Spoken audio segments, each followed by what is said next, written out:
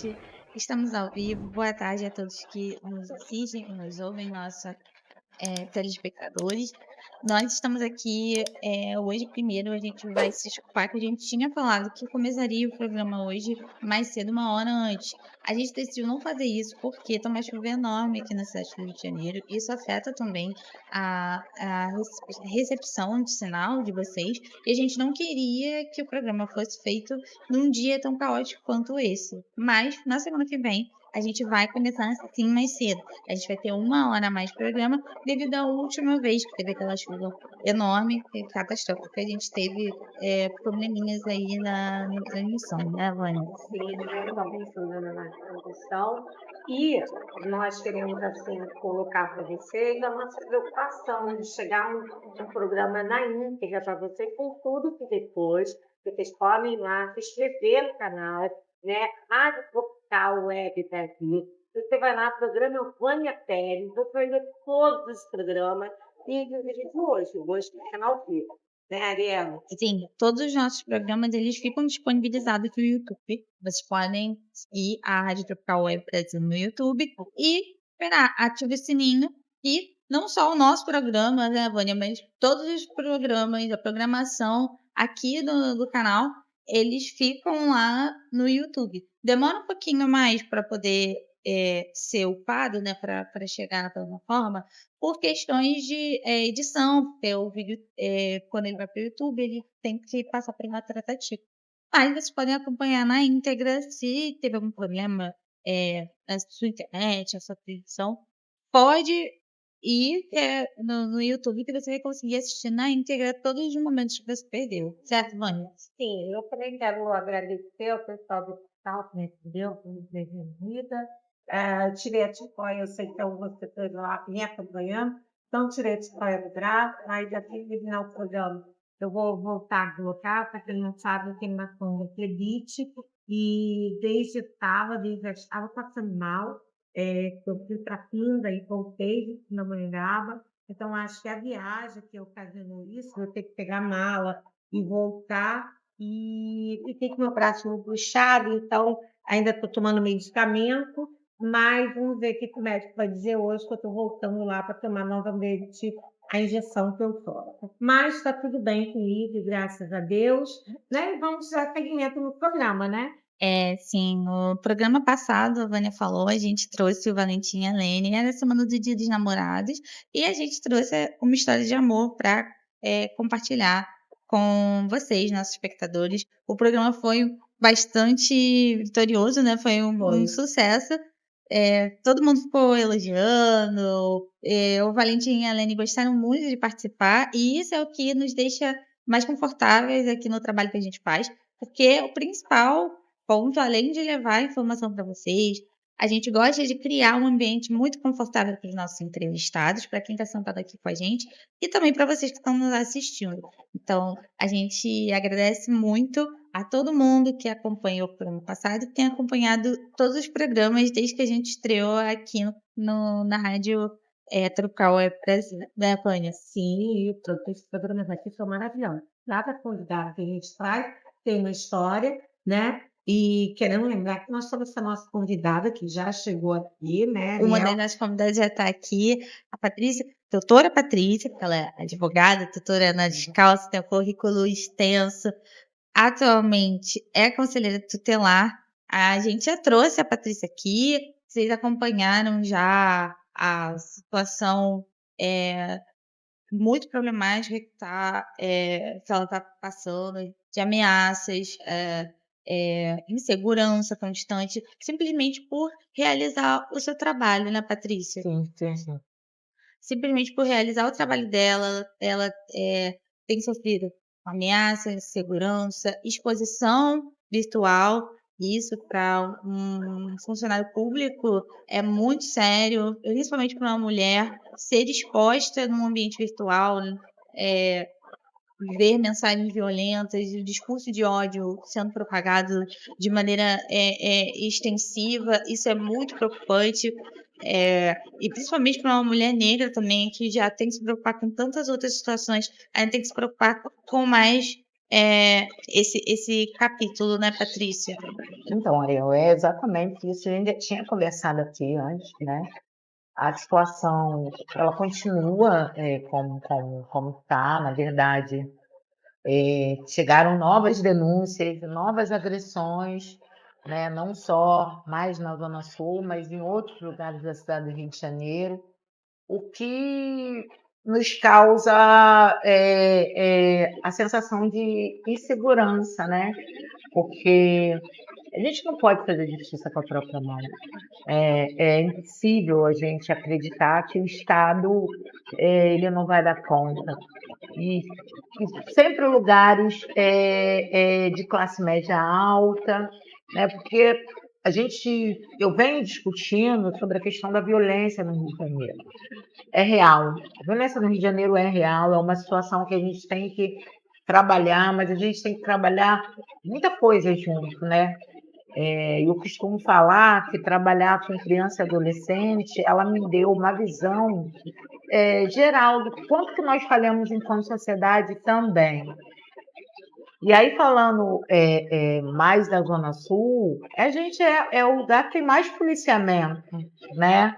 Na Zona Sul, diferente de Bangu, Padre Miguel, onde eu sou oriunda da Zona Oeste, eu vejo que é muito mais precário, né? A questão da fiscalização é muito mais complicado, o direito de dividir.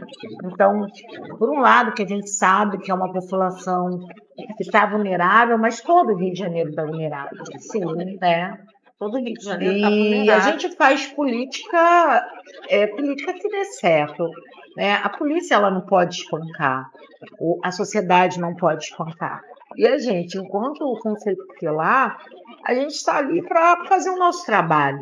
Se chega uma denúncia, e eu venho falando isso também, falando da outra vez, seja de quem for, sim, a gente tem que encaminhar. E foi o que aconteceu, né? Por outro lado, a gente vê uma parte da sociedade, uma pequena parte, e ainda bem que é uma pequena parte, desacreditada no Estado, né? E a gente tem que de fato olhar isso e essa impunidade, como que fica? Porque já teve ação judicial, já teve proibição das atividades continuarem, e as atividades foram para outros lugares. Isso preocupa muito, né? E preocupa também outros conselheiros tutelares. Porque o que aconteceu comigo é um fato que pode acontecer. Porque em qualquer lugar que o Conselho Tutelar que chegar no Conselho Tutelar essa violência, vai acontecer o encaminhamento para o Ministério Público. Sim. Assim, Né? Não tem, as pessoas falam assim, mas protege. Ninguém está protegendo ninguém. O Estatuto da Criança e do Adolescente, ele a partir do artigo 102, ele vai responsabilizar o adolescente infrator. E a criança, que é abaixo de 12 anos, quando ela comete algum ato de violação com outra criança, ela também vai sofrer uma sanção, que quem vai aplicar, inclusive, é o Conselho Tutelar. Agora, o que a gente não pode esperar que essa onda, né, de violência, como se os adolescentes eles fossem esses monstros, eles não são. Para vocês terem ideia, hoje, do Brasil, tá?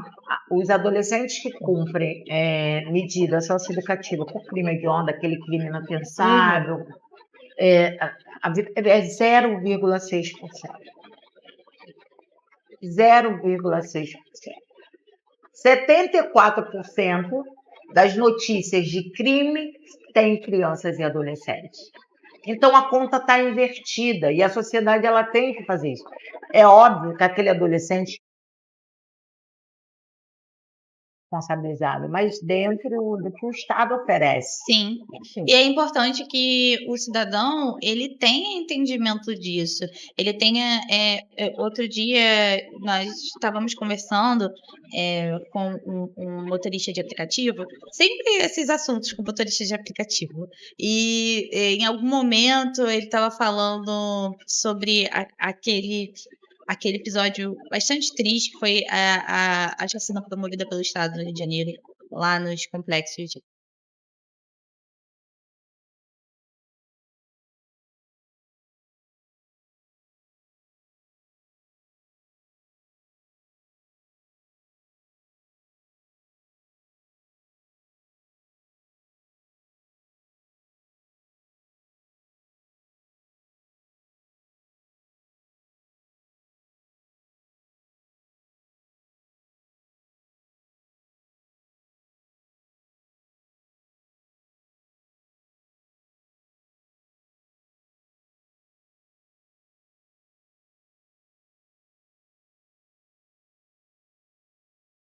ter a Constituição.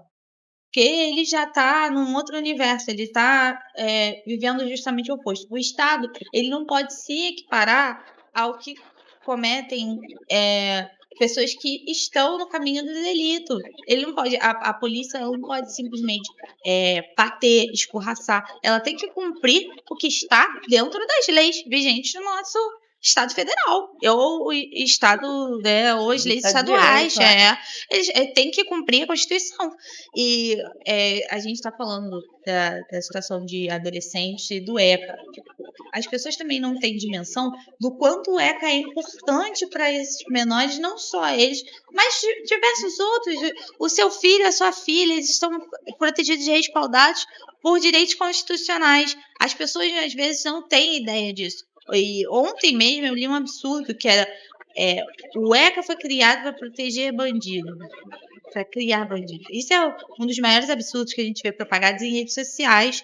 E eu acho a rede social, da mesma forma que ela é ótima, eu acho que ela é ótima, a gente está aqui também ao vivo, possibilitado pela modernidade, né, por essa informação rápida, essa evolução da internet. Mas tem o outro lado também, que é muito ruim, que é a forma como algumas informações muito problemáticas, algumas opiniões muito pontuais e muito extremas, elas vão se propagando e criando, acessando diversas mentes de diversas pessoas, e um discurso que às vezes era muito pequeno, ele se torna muito grande e extenso dentro de uma parcela de pessoas. Então, eu acho que hoje, você está trazendo aqui para os nossos espectadores o que a gente está fazendo aqui hoje, é um ato de muita importância. E trazer principalmente isso, você está falando de ECA, a importância do ECA. As pessoas precisam compreender a importância do ECA. A gente não pode, porque é um menor infrator. Gente, mas ele ainda é um menor de idade, ele ainda um adolescente. É um adolescente, ele é um vulnerável dentro da sociedade. Ele é um vulnerável dentro da sociedade. E ele, sendo um infrator ou não, ele é um reflexo do que a sociedade propaga em cima dele. Ele é um reflexo. Como que uma sociedade vai educar, porque todos nós temos responsabilidades com a criança e com o adolescente. Isso o ECA traz. O ECA é a nossa Constituição, né? Isso. Ela fala que a criança e adolescente ela é responsabilidade da família, do Estado e da sociedade. Então, o direito da criança e adolescente, ele nada mais é que um dever compartilhado de todos nós. Então, não só da criança e adolescente, mas do idoso também, né? Sim. Eu vou pedir vocês, a gente está dando intervalo rapidinho de voltar, tá? Porque está dando um investimento pequeno. E a gente já está voltando, tá, gente? Todo novo vídeo né? Nós estamos com um temporal no Rio de Janeiro, Sim. deu uma estiadinha, mas a gente está tendo um probleminha, a gente já volta. Tá? Vai aí de música, beijo no coração de todos. Fiquem conosco, rapidinho a gente está de já volta. volta. Alô, ouvintes da Rádio Tropical Web Brasil. O meu nome é Vanessa Navarro, eu sou advogada, eu vivo em Portugal e eu vim aqui oferecer para vocês os nossos serviços advocatícios. Nós trabalhamos ajudando investidores e empresários que queiram trazer a sua empresa para Portugal através do visto Gold. Essas pessoas podem fazer investimento em fundos e nós tratamos de todo o processo para a obtenção do visto Gold, inclusive para a sua família, esposa, filhos que queiram vir viver em Portugal, ou se não quiserem viver, se quiserem apenas investir em Portugal, na compra de imóveis, na construção, restauração, remodelação de imóveis. O nosso escritório conta com parceria de empresas de engenharia, consultores imobiliários e toda a equipe necessária, inclusive pessoas intermediárias de crédito em bancos, pessoas que podem conseguir financiamento para vocês. Então nós tratamos de todo o processo. Contem conosco, inclusive para obter a nacionalidade portuguesa, tá? E sigam o nosso perfil no Instagram, LinkedIn e Facebook, VM Advocacia PT. Obrigada.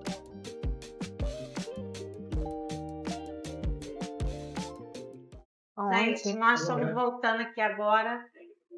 Nós estamos voltando agora, voltamos lá, conseguimos ajeitar aqui o que estava chiando, tiramos o microfone e nós já estamos de volta para vocês que estão aí aguardando. A Patrícia está aqui, mas o doutor Caio já chegou, né? Porque o Rio de Janeiro assim, está um caos hoje, por causa da chuva, o trânsito, não está nada legal. Mas ele já chegou aqui nos estúdios, já está aqui com a gente, já está aqui filmadinho, já está bem, está sendo entrevistado. Mas nós vamos voltar com o assunto da Patrícia, né, Ariel? Que estava aqui, Ariel e a Patrícia, num papo muito bom. E o povo aqui está mandando mensagem, né? Que estava bom a conversa, tá? A gente estava retomando, né? A gente estava falando sobre ECA, direito constitucional. Acho que a gente parou daí, né? Da obrigação do Estado, obrigação do Estado. E aí você trouxe a questão da polícia. Eu sou uma mulher que vem de favela, né? Eu sou uma mulher que venho, minha origem é da favela. Então, assim, eu, desde muito nova, trabalho com violação de direitos e a gente sabe o que é violação de direitos, né? Quando a gente se torna advogada, conselheiro tutelar, a gente se torna isso tudo por causa da própria luta, por causa da militância.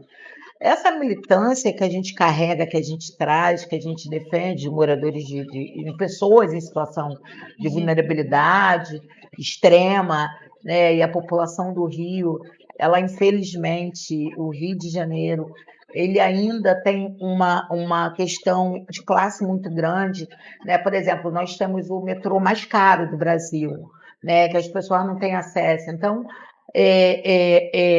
esses adolescentes, quando as pessoas falam, você defende, eu vou defender sim. E se ele cometer auto infracional, eu vou defender que os direitos dele sejam respeitados como de qualquer pessoa que cometer. O que a gente não pode fazer, Ariel, é justificar um erro com outro. E eu afirmo aqui, muitos desses adolescentes não estavam cometendo ato infracional. Sim. É uma verdade que a gente tem que falar, entendeu? Sim, então, assim, você está chegando num ponto que eu sempre falei, porque nós conhecemos toda a Baixada Fluminense e Zona Oeste, todo o Rio de Janeiro. Então, há uma diferença.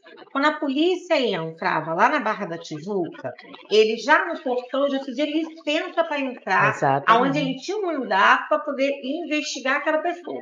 Ele chega numa comunidade, ele chega na Baixada Fluminense, ele arranca a porta, ele entra sem pedir licença para entrar, para dizer o que ele estava fazendo ali, o direito daquela pessoa, ele não lê os direitos das pessoas. Então, muitas pessoas já não têm conhecimento dos seus direitos, as pessoas já não têm, e engloba todo mundo vai junto.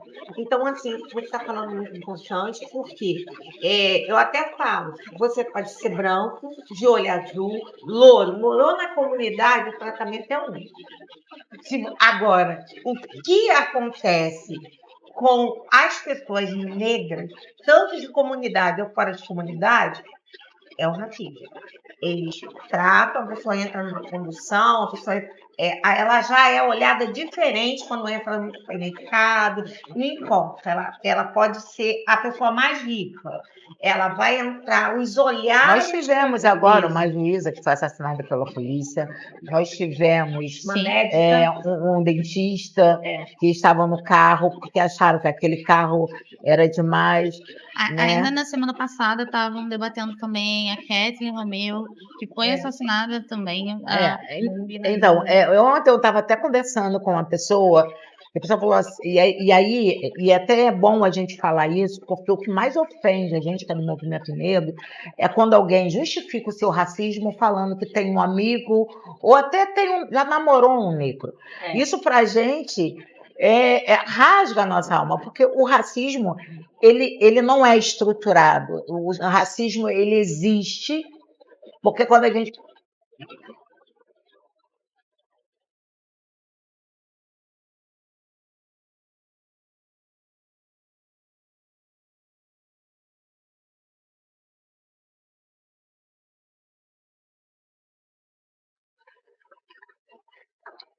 escravocrata ainda existe. Nós tivemos uma abolição que não teve, Não teve outros reparo de recortes, danos. não teve reparo de danos, como nós saímos de uma ditadura, onde Sem que reparo. nós falamos da polícia militar. A polícia militar, ela nasce para capturar escravizados, fugitivos, para ir para os quilombos, para arrebentar os quilombos. O que seriam os quilombos hoje?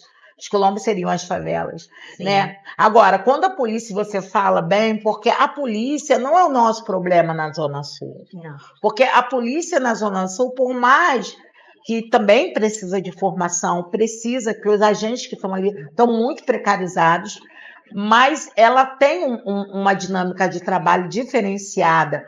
E quando você vê nas redes sociais, inclusive nas redes onde estão me atacando, né, me ameaçando de morte, inclusive, você vê que eles também menosprezam o Estado, a polícia, porque mesmo quando a polícia faz o trabalho dela, né, e Copacabana, eu lamento muito, essa semana nós vimos um senhor que apanhou, né, porque estava com uma blusa de um determinado partido, e era um senhor de 65 anos, que ele foi agredido em Copacabana também pela sociedade civil. Então, eu não sei o que está acontecendo. Sim. Eu não sei o que está Foi bom acontecendo. você trazer esse dado desse senhor, porque exatamente hoje, dia 15 de junho, é o Dia Mundial da Conscientização da Violência contra o Idoso. Quer dizer, é um dia que foi colocado pela ONU e tem uma lei, porque as pessoas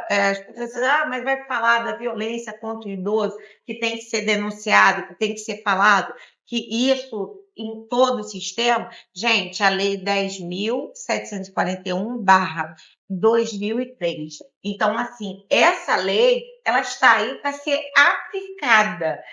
Porque as pessoas muitas vezes dizem, é uma proteção. Não, não é uma proteção. Foi votado para poder chegar... A mesma coisa, a Maria da Penha, a mesma coisa. Não foi assim, inventaram essa história. Não inventaram. A lei está aí, ela tem que ser cumprida. Eu digo que se você vê um idoso sendo maltratado, você vê um idoso sendo extorquido, porque hoje tem muito essa extorsão da pessoa idosa. Então, você tem que denunciar. As pessoas não denunciam.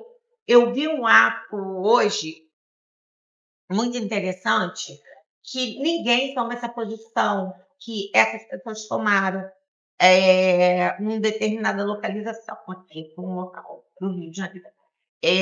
Um ex-noivo pegou a namorada, lançando dentro do carro com... A gente tem que fazer um intervalo bem rapidinho novamente, Ok. Vânia. E aí você continua, só para corrigir outros probleminhas como som, gente. Fiquem aí que a gente já vai ter. Tá bom. Olá, eu sou a Carla Cis.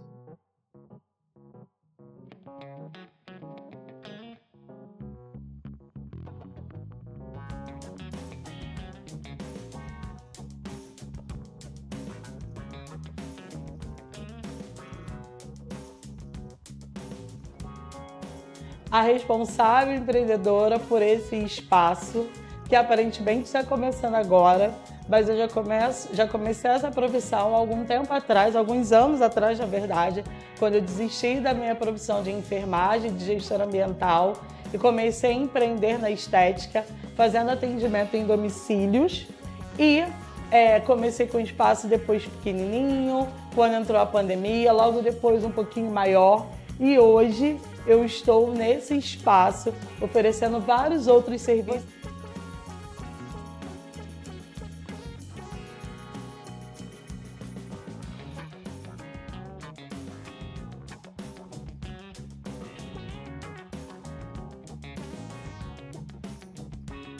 Você chegando aqui vai encontrar New Design para fazer as suas unhas, pé e mão.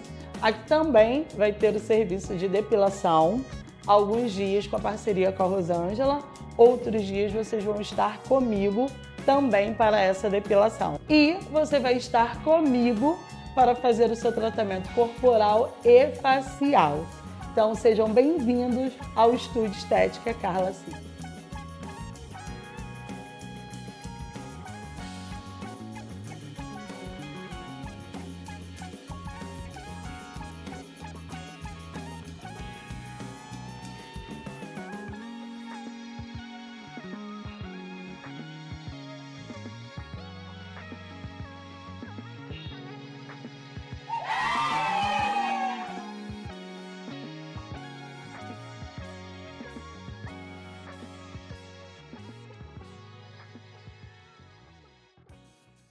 Estamos de volta, gente. Desculpa, todo mundo que estava acompanhando o programa. A gente sabe que o programa tá ótimo, que vocês estão gostando bastante. A gente já teve informação aqui da nossa produção que tem bastante gente assistindo a gente agradece. Muito obrigada pela audiência de cada um de vocês por acompanharem. A gente pede desculpa por esses probleminhas técnicos. Aqui no Rio de Janeiro está chovendo muito, a gente está passando por uma instabilidade climática, né? Quem está aqui sabe que não está muito fácil em algumas regiões. Mas estamos de volta. A Vânia estava falando sobre direito do idoso com a Patrícia, e a gente está aqui também com o Dr. Cássio Teixeira, que já chegou no nosso estúdio já justamente na brecha do tempo que a gente teve de pausa. Chamando ele de Caio, né? Gente, desculpa, eu tava chamando ele de Dr. Caio, não é Dr. Caio, é Dr. Cássio, tá? Então, assim, eu quero me retratar aqui, né, nesse momento, e para todos que estão aí me assistindo nos Estados Unidos, também em Portugal, beijo para minha prima que casou hoje, vou estar aí para a cerimônia religiosa, pode ficar tranquila que eu estou chegando, vou levar o vestido, tá? Beijo no coração, muito obrigada pelas mensagens que avisaram aqui pra gente que estava chiando, estava dando uma interferência, e nós voltamos agora. Então, nós nos O nosso desculpamos programa por isso. vai ficar até um pouquinho mais de tempo. A gente já conversou aqui com a nossa produção, por causa desses probleminhas, a gente vai até 18h30 no máximo, tá, gente? Fica ligadinho aí. Se tem alguém que não está vendo, passa o link, Rádio Tropical Web Brasil, vai passando para as pessoas, fala, olha, o papo agora vai esquentar mais, porque a gente está aqui com o nosso querido doutor Cássio aqui junto com a gente, com a Patrícia. São duas pessoas que conhecem de lei, que conhecem de direito e que trabalham para ajudar os menos favorecidos, Trabalham os com mais assistência necessitados. social, com conselho tutelar, tem atuação nesses campos, e hoje a gente está falando justamente sobre violação de direitos fundamentais, né? Então, pode continuar, Vânia, vocês estavam aí num papo muito bom, eu estava ouvindo, Não, o papo tá ótimo, porque como ela estava falando do idoso. Então, a lei ela foi feita para ser cumprida e tem que ser denunciada, porque tem pessoas da própria família que abusa do idoso, sabe? Abusa. Eu vejo pessoas que eu conheço, muitas pessoas que já estão com uma certa idade, né? E eu digo assim, minha avó me criou. A minha avó me criou por uma necessidade pela lei. Só que na minha época não tinha o ECA, tinha nada disso para proteger, sabe, Patrícia? Não tinha nada. Eu fui espancada, torturada por padrasto, que era dono de terreiro de magia. Hoje eu estou aqui, meus primos que são pastores estão me assistindo. Eu sou a primeira pastora da minha família e que faço esse programa de rádio e web. E assim, eu agradeço muito a Deus e a oração deles. Mas eu vejo que hoje ultrapassou esse negócio do avô e da avó criar os netos por uma necessidade. É quase que uma responsabilidade. E eu acho isso muito assim triste, porque até quando eu não conhecia outros países, eu até falava, poxa, essa bolsa é legal, dá para comprar algumas coisas. Agora tem bolsas em estudo, tem isso no Brasil, e tem pessoas aí que não estão sabendo como funciona o aposentado. Porque eu acho assim, o aposentado, você está trabalhando, se aposenta, ao invés do salário subir, ele cai. E os descontos mais ainda. E aí, e também, hoje, as pessoas que estão trabalhando, elas não estão recebendo um salário, que as pessoas acham que o salário mínimo é ótimo. É ótimo para quem recebe 6, 10 salários mínimos. Agora, para quem recebe 1, 2 ou 2 salários e meio, é difícil sobreviver no nosso país. É difícil porque nosso país tem muito imposto, tem muitas coisas. Então, hoje, os idosos, tem idoso que nem vê seu salário. Gente, eu estou falando não estou falando de orelhada, não, estou falando de estatística, estou falando de depoimento de algum. Isso, então, taxa de juros altíssima. Sim, muita fraude, usando os idosos. A gente ficou sabendo até de uma invasão de um grupo num prédio vestido com roupa da Light. Então, assim, e nós sabemos de muitos outros que ligam para eu mesmo caí no golpe. Ligaram para mim pagar uma conta de R$ 142 de água, e eu liberei para pagar, e era uma conta de 5.000 e pouco, e 9.000, e de repente já estavam até comprando carro no meu nome em São Paulo. Então, assim, é muito fácil hoje, porque os golpes eles estão cada dia mais assim, que não dá para você ver. Foi até o Jonathan que viu. Aí falou, isso, o Jonathan viu pequenininho escrito assim: Rio Águas, Manaus. Ele falou: a senhora tem casa em Manaus? Eu falei: não. Diz assim, então, está escrito Manaus. Então, foi uma coisa assim que eu estava trabalhando na rádio, recebi aquilo ali, e isso acontece com o idoso, do empréstimo, de tirar foto, do telefone. Isso que você falou é muito, muito importante. E o que você está falando de a intolerância, que é tão interessante que, assim, meu pai era vascaíno, porque meu avô era português, minha avó, de Trás dos Montes. Ah, Dona Lúcia, beijo no coração. Lúcia Martins, de Trás dos Montes, beijo no coração, viu? E aí meu pai era vascaíno. Eu tenho um tio que é botafoguense, 2 primos de botafoguense, e o restante não precisa nem dizer que todo mundo é Flamengo. Então, uma torcida que tem no Rio de Janeiro, Flamengo. Então, aí diz que a outra é contra, né? Contra o Flamengo, não tem a maior. Então, assim, e estavam todos bem. Uma pessoa votava em um partido, estava tudo bem. Como algumas pessoas chegam para mim e dizem assim: ah, a pastora Vânia é petista. Não, não sou petista. Inclusive, eu sou filiada ao MDB São Paulo. Então, assim, as pessoas hoje não estão tendo tolerância, não estão tendo tolerância com os idosos, não estão tendo paciência com as pessoas idosas. As pessoas idosas, elas têm mais lentidão, a mente diz uma coisa, mas o braço, a perna, tem uma outra evolução. Então, hoje, no nosso país, a ONU colocou dia 15 o dia contra a violência e essas violências verbais. Eu acho bonitinho uma pessoa que eu conheço lá de Pindamonhangaba, que ele não vai ficar velho, não. Que ele vê, você tá velha, avó. Quem dera ele chegar na idade da avó dele. Como eu conheço um vozinho de 96 anos. Tratam as pessoas de mais idade, estão perdendo aquela coisa chamada respeito, referência. Então, hoje, que é um dia que se comemora e que eu iria elogiar os Estados Unidos, mas não vou mais, porque eu estou vendo idosos que estão perdendo as suas casas para banco e muitas outras coisas que estão acontecendo em outros países, que estão perdendo essa referência, esse amor, esquecendo daquela antiga enfermeira, daquela sua primeira professora que envelheceu, está esquecendo do seu médico que envelheceu, dos seus advogados que envelheceram. Então, assim, estão colocando todo mundo num saco e esquecendo do trabalho que nós temos, tudo isso que nós temos hoje, porque essas pessoas que envelheceram, elas trabalharam, elas estudaram, elas construíram, elas lutaram por um país melhor. É o que você falou. Há uma construção. Há uma forma de construir. Então, essa forma de construir é que nós temos que tirar o chapéu para os nossos idosos, para os nossos engenheiros, eu digo que a base de todas as profissões é a nossa querida professorinha lá do primário, sabe? Se não é ela, a gente não chega na faculdade.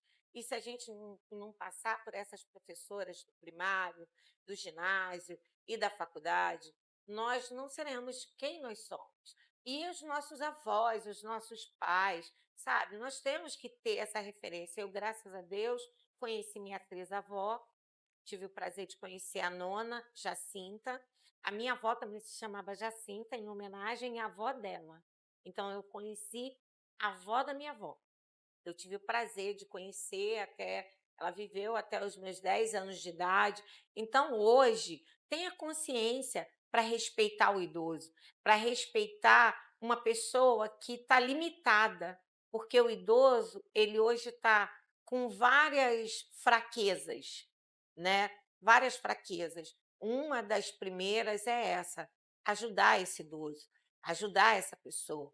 Então, você que está me ouvindo agora, senta, ouve a história do seu avô. Já parou? Desligou o celular? Desligou a TV para sentar e ouvir a história de vida da sua família, a história que construiu a sua família? Qual é a sua história? Da onde você vem? Quais são os seus ancestrais? Da onde vem a sua família? Eu, por exemplo, sei da onde vem a minha família. Meus filhos sabem da onde é oriundo a nossa árvore genealógica. Então, isso é muito importante. É importante você saber, para mim, é muito importante saber que eu sou descendente de indígena. É muito importante eu saber que eu sou descendente de negros, que vieram da África e que foram escravizados nesse país. Para mim, é muito importante saber que a minha mãe foi professora, minha tia foi professora, enfermeira, nutricionista, meu tio. Então, assim, é muito importante você saber a história e de que eles se privaram para a gente chegar onde nós estamos. Aonde a sua família se privou de algo que eles poderiam comprar para que você fizesse uma faculdade, de algo que eles poderiam ter para que você pudesse chegar lá. Você já parou para ver isso? Você que está aí, que mora com o vovô, com a vovó, que o seu pai e sua mãe saem para trabalhar?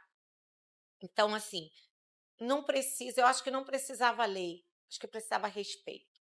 Por isso que eu sempre começo o meu programa com a música da Aretha Franklin, Patrícia, porque é respeito. Nós precisamos de respeito, de mais amizade, né, Ariel? É, olha, muito bom tudo que você está falando e trazendo, porque traz a questão de construção dos indivíduos enquanto em sociedade, né? Como a gente tem que respeitar os nossos mais velhos, nossos anciãos, né? Dentro de uma visão da nossa sociedade. E eu acho que isso é um ponto de vista extremamente importante, principalmente nesses tempos atuais que a gente vê na internet, uma promoção de eu não diria que são ataques, não, mas é uma mídia muito enfocada na ridicularização de pessoas idosas. Você vê produções muito extensas de pessoas mais jovens fazendo piada ou pegadinhas com um avô, com uma avó, e isso se tornou engraçado dentro desse campo.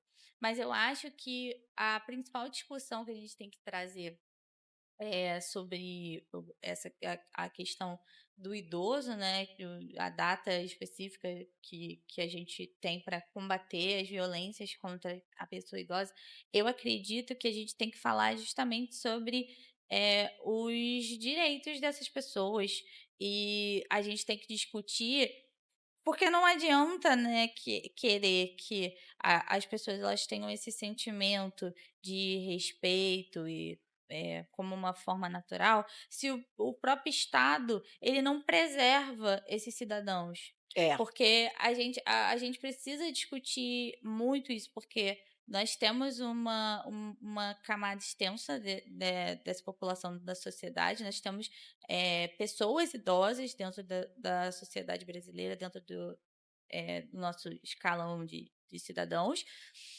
e a população veio envelhecendo com alguma dignidade, porque nós tivemos muitas evoluções no campo médico e graças também ao nosso Sistema Único de Saúde, que promove, oferece, né, o acesso à saúde para as pessoas idosas, porque é o que a gente precisa enquanto ser humano, a gente precisa ir envelhecendo, cuidando do nosso corpo, da nossa Eu saúde. quero deixar também, Ariel, que assim, hoje é muito raro você ver a casa da vovó. É muito difícil você ver a casa da vovó, porque a vovó ela vai se tornando um obstáculo para alguns, então leva para o asilo. Então não Sim. tem mais.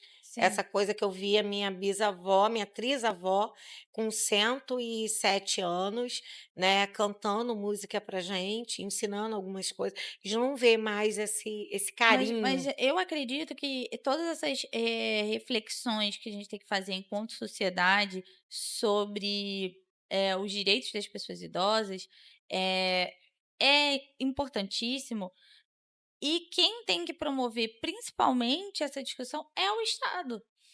É o Sim, Estado porque, por exemplo, o Estatuto do Idoso, bem como o ECA também, são estatutos muito recentes. O ECA que vem posterior à Constituição Federal, o Estatuto do Idoso que vem já nos anos 2000, trazido a partir de, ele nasce ali a partir de visões trazidas também pela mídia sobre o maltrato com a pessoa idosa. A gente teve aquela famosa novela do Manuel Carlos que trouxe essa discussão. Tinha uma personagem muito específica de uma neta que ela maltratava os avós. Isso foi que começou a levantar um debate sobre, não, e o direito dessas pessoas, quantas pessoas idosas são maltratadas e têm as suas vidas completamente, usurpadas, dentro do Estado brasileiro. Então, o Estatuto do Idoso, ele reconhece o idoso não como um ser vulnerável dentro da sociedade, mas um ser ativo também. As sim. pessoas idosas, elas têm que possuir o direito à atividade, a frequentar lugares. E, a gente também não pode confundir essa, discussão acerca do papel local que o idoso quer por ele mesmo ocupar, dentro das suas condições, com o discurso meritocrático que sempre, por exemplo, há algum tempo atrás, circulava na mídia uma foto de uma senhora muito idosa, muito, muito idosa, que ela estava fazendo a entrega de iFood e o camarada que pediu o pedido, né, do aplicativo, ele tirou a foto dessa mulher e ainda, fez um discurso como: "Ah, quem quer dá um jeito, ela tá fazendo isso para complementar a aposentadoria dela". Mas ela foi uma pessoa que trabalhou a vida inteira, ela não deveria ter que trabalhar mais para complementar a sua aposentadoria. Eu concordo que, por exemplo, existem, sociedades, principalmente na Europa, que já tem uma população muito envelhecida e que o idoso é uma peça ativa, ele faz atividades, laborais, com seus direitos trabalhistas extremamente garantidos, em períodos muito específicos, e que ele faz não por uma complementação de renda, mas para ele, não ficar exatamente parado.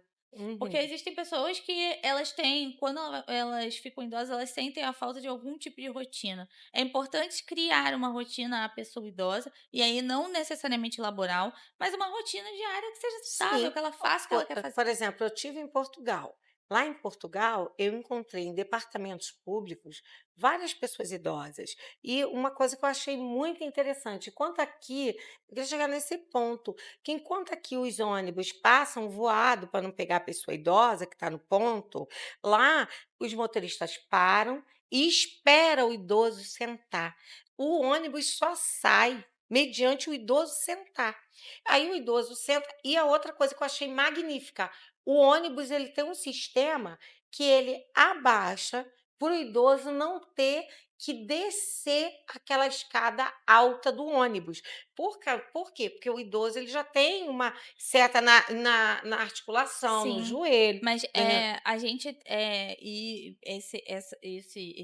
essas questões que você está trazendo de Portugal dentro dos sistemas de locomoção, muito importante, e precisa ser compreendido que, essas coisas, muito provavelmente, elas também não foram adaptadas para a pessoa idosa de uma maneira benéfica. Muito provavelmente foi através de luta, foi através de Foi. percepção do Estado, entendendo a necessidade da sua população, entendendo que a sua população está muito envelhecida, está envelhecendo, e que bom, está envelhecendo com saúde, está conseguindo ir, vir, se locomover, e precisa dessa adaptação dentro da sociedade. Então não tem, por exemplo, como a gente aqui no Rio de Janeiro, eu sou, usuária dos transportes públicos, pego um ônibus diariamente e posso dizer que já vi pelo menos uma vez ao dia eu já vi um ônibus que não parava para um idoso por ser um idoso. Uma vez eu estava num ponto do ônibus, uma senhora pediu: "Ó, vou ficar escondida aqui atrás da árvore, você faz o sinal para o ônibus parar, porque senão ele não vai parar para mim". Isso já aconteceu comigo. Uma senhora pedir ajuda para mim, para que eu, pedisse para fazer parada. Aí eu falei: "Eles não param para a senhora não?" Aí ela disse: "É porque eu sou idosa, eles não gostam de passar para o idoso por causa da gratuidade". Mas as pessoas têm que entender também que a questão da gratuidade é um repasse público também, isso não é isso Não não é é de graça, né? gratuito, isso Não é não é gratuito. gratuito, isso é uma conquista, É. isso é um direito, isso é um É. direito. E eu já presenciei também momentos em que eu tive que defender o direito de alguma pessoa idosa embarcar no transporte público, simplesmente porque a pessoa esqueceu ou perdeu o cartão. Muito comum isso acontecer, isso acontece comigo, que sou uma pessoa jovem, por que que não pode acontecer com uma pessoa idosa? E o motorista se negar a abrir a porta de trás para a pessoa embarcar com A mostrando identidade. a identidade. Eu falei: "Não, não, não, a pessoa ela pode embarcar sim, porque isso é um direito dela, é um direito que está estabelecido". As pessoas têm que ter consciência também dos seus próprios direitos, mas o Estado ele acaba, falhando muito nisso, não tem como a gente querer que o motorista do ônibus ele tenha consciência de muitas coisas, se o próprio patrão, que tem o acesso a todas as informações, ele não vai passar para aquele motorista. Sim, sim. E a gente não vai ter essa conscientização dessa sociedade se o Estado não promover. E isso promove-se através do quê? De, políticas públicas, de debates, veiculados. Hoje a gente tem o nosso principal braço, que eu acredito que hoje o governo federal, o governo do estado não tanto, mas o governo federal principalmente, tem usado as mídias sociais como um braço, é o nosso braço, a gente tem que propagar a informação legítima, e eu acho que é legítimo o governo federal utilizar das redes sociais para propagar a informação, porque é a maneira hoje mais eficaz de você eh, levar informação a locais distantes. E nós E estamos chegando numa época que a pessoa tem que pesar tudo isso, né, a gente Patrícia e está Cássia? aqui com duas pessoas, o doutor Cássio, que trata justamente desse campo da assistência social, né, doutor? O senhor que é diretor, né, do albergue para homens, muito provavelmente o senhor já se deparou com, pessoas idosas nessa situação de vulnerabilidade social. Eh, e como você, enxerga essas pessoas? Como é que entra o seu trabalho, para essas pessoas? Muito boa tarde, primeiramente. Boa tarde. Uma boa tarde aí para os nossos espectadores, viu, doutor Cássio? É, na minha situação, eu sou 59 anos. Não entra Hum. a fase do idoso, propriamente dito, é específica Uhum. justamente Entendi. tendo essa particularidade. Então, uma pessoa que precisa do acompanhamento médico de informes intensos, precisa de um enfermeiro, Sim. precisa do atendimento da Secretaria Municipal de Saúde de forma muito mais forte, e a questão de empregabilidade desses senhores já não é a mesma. Pessoas em situação de não vulnerabilidade social já é um fator difícil que agrava conforme a atividade vai avançando, essas pessoas não conseguem atingir determinados postos de trabalho. Isso é uma realidade social hoje.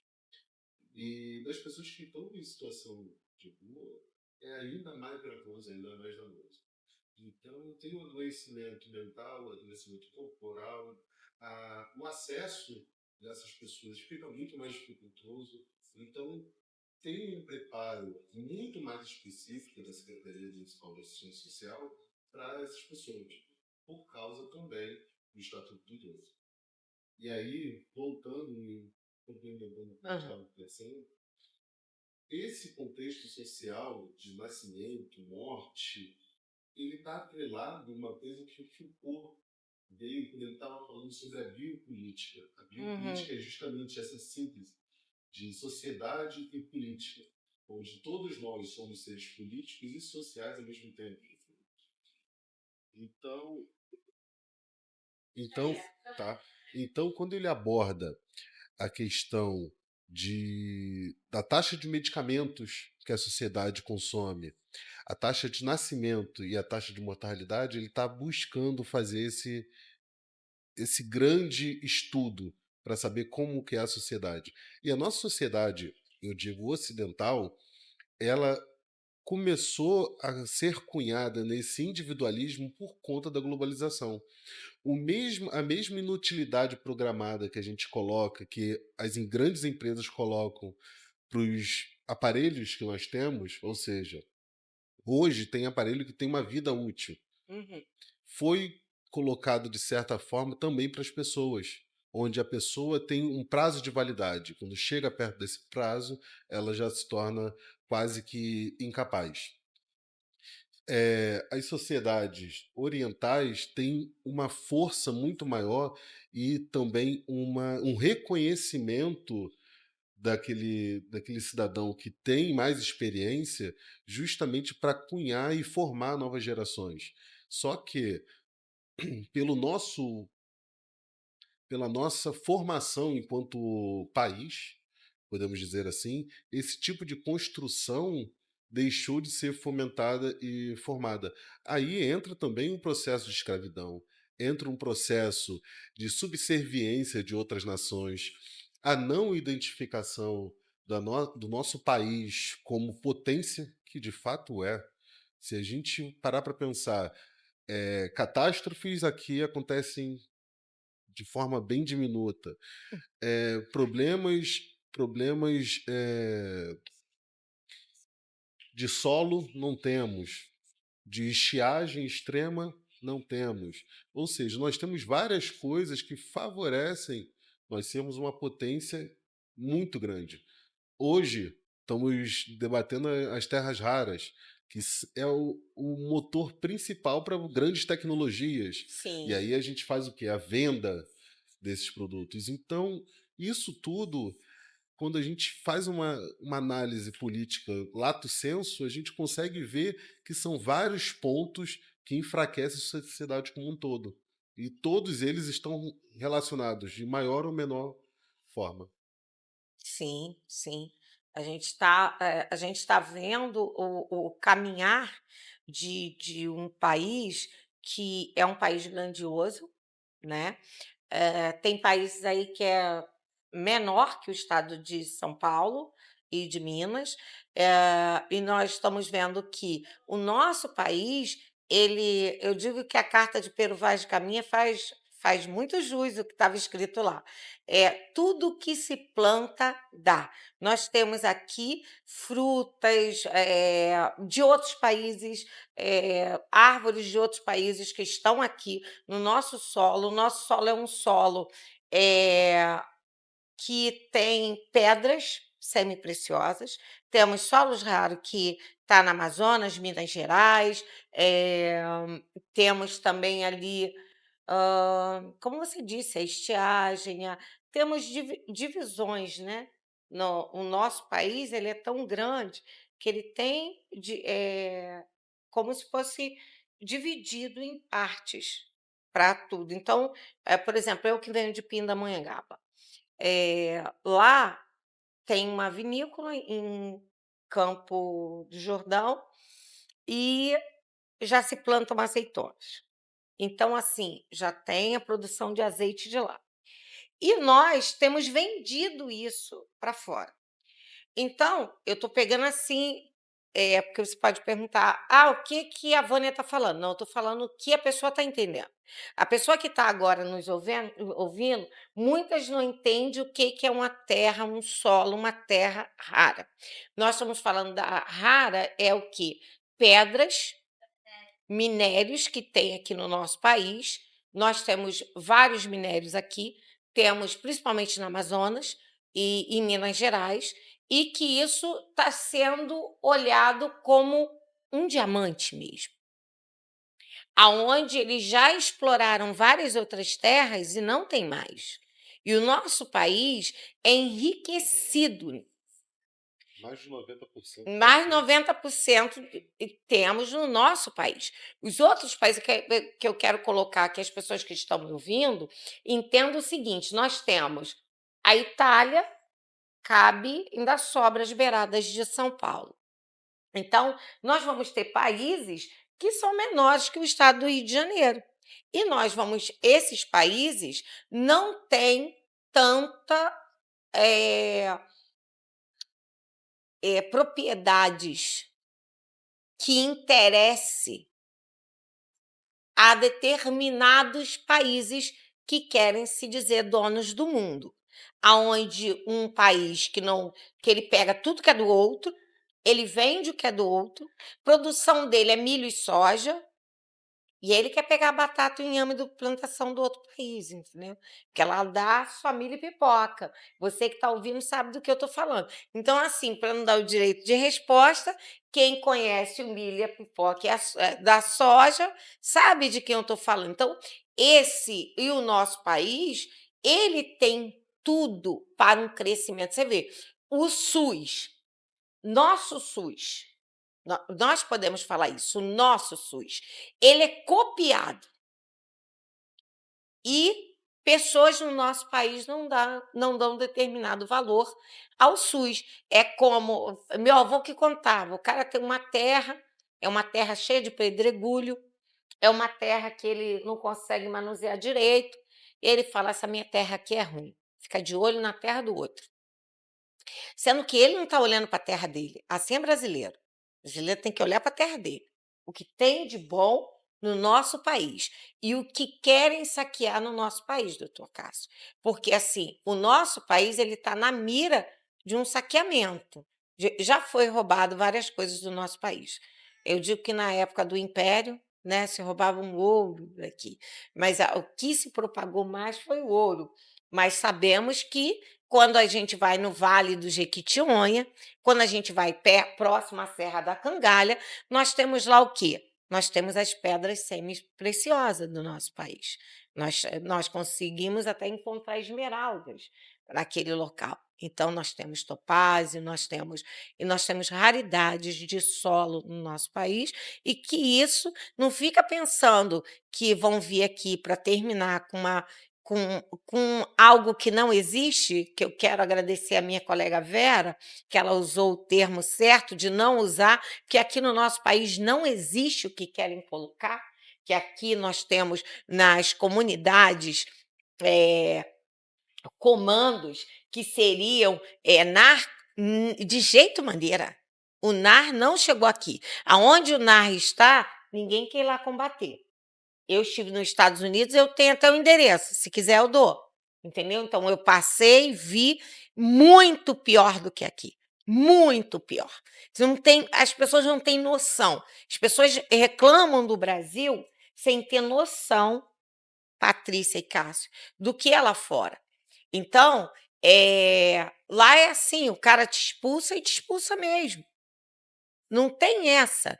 E aqui no Brasil, nós buscamos, você é ouvido, tem os direitos, por mais que aqui tenha sido falho, que tem muita coisa para ajeitar no nosso país, principalmente em Brasília, acho que tem muita coisa lá para dar uma arrumada na casa, que eu tenho uma forma de pensamento assim, você é contra a democracia, não participe dela.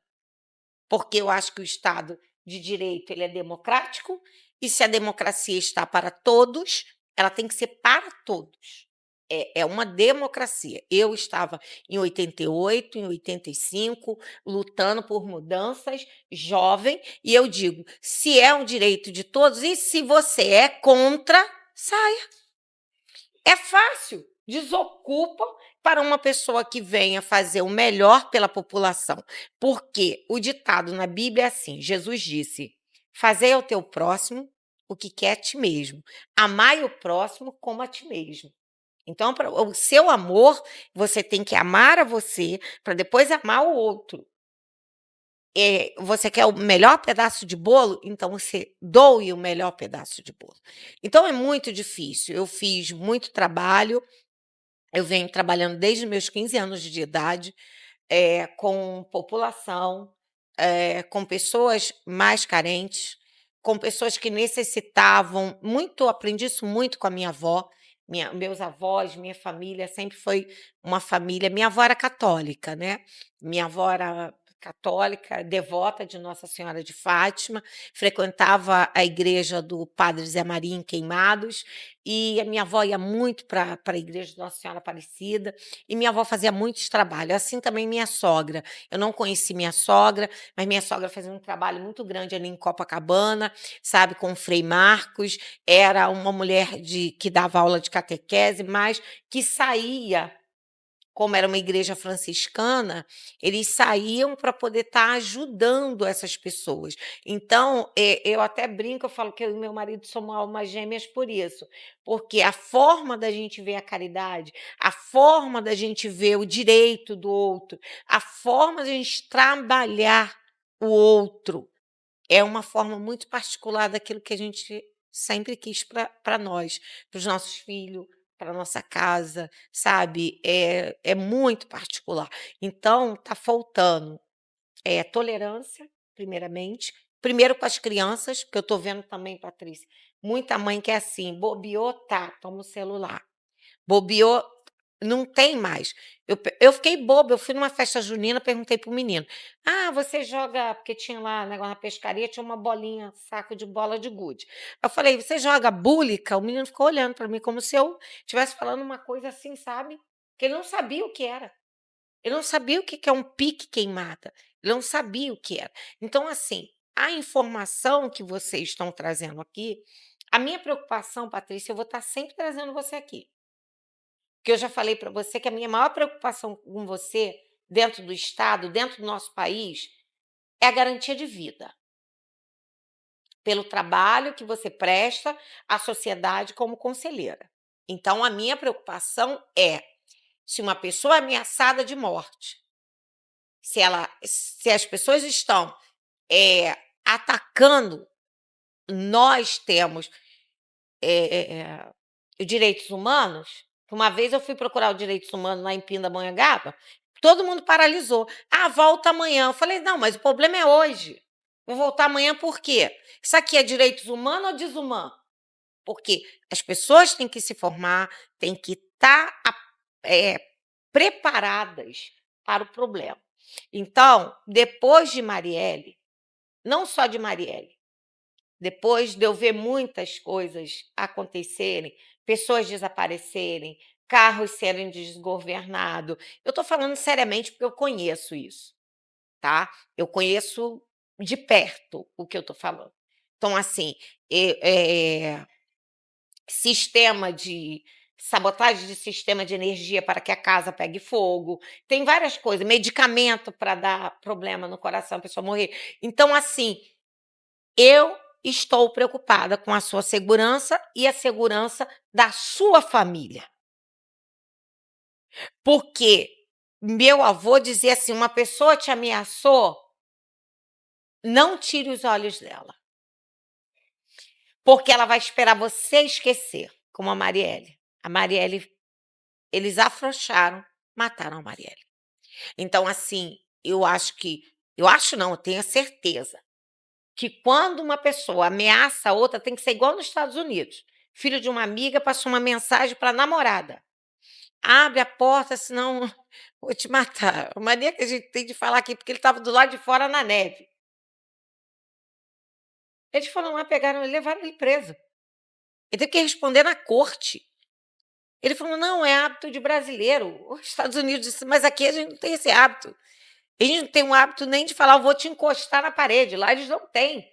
Porque se falar isso para uma pessoa: "Eu vou encostar na parede", eles já têm um sistema que eles colocam como se fosse ameaça de morte. Só que aqui no nosso país a gente tem mania de falar: "Ah, vou morrer de rir, vou matar fulano de rir agora, vou contar uma piada." Então, assim, lá não tem isso.